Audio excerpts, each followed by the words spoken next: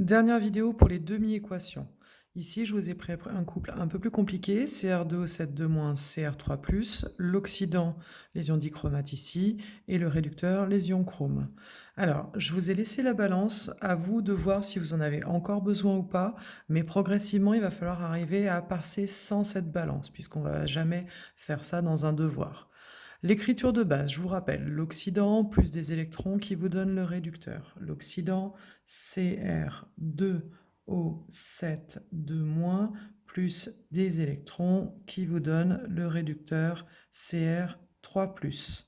On équilibre les éléments autres que H et O. Ici, c'est du chrome. Cr2 veut dire que j'ai deux chromes.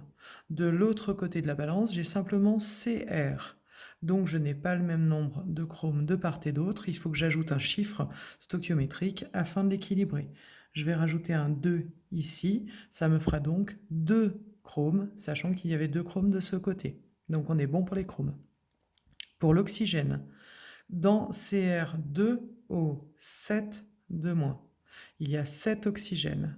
Il faut donc que je rajoute 7 H2O, puisqu'on rajoute des H2O pour l'oxygène. Ça me fera donc 7 oxygènes. Mais attention, ça me fera aussi 7 fois 2, 14 hydrogènes, puisque dans H2O, il y a toujours 2 hydrogènes pour un oxygène. Donc s'il y a 7 oxygènes, il y a 14 hydrogènes. Ces 14 hydrogènes, il faut que je les retrouve de l'autre côté. Les hydrogènes s'équilibrent avec des H+.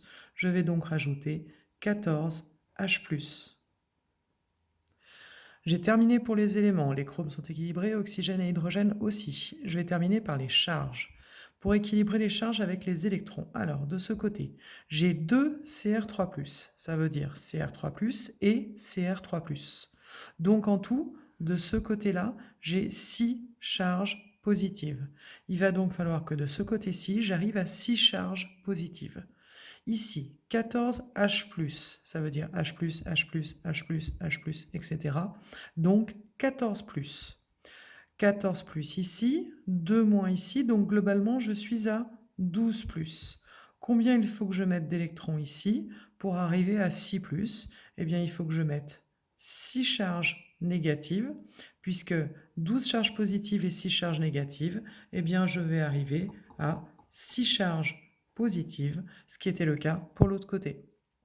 Du coup, j'efface ça, ça ne sert plus à rien. Votre équation est équilibrée ici.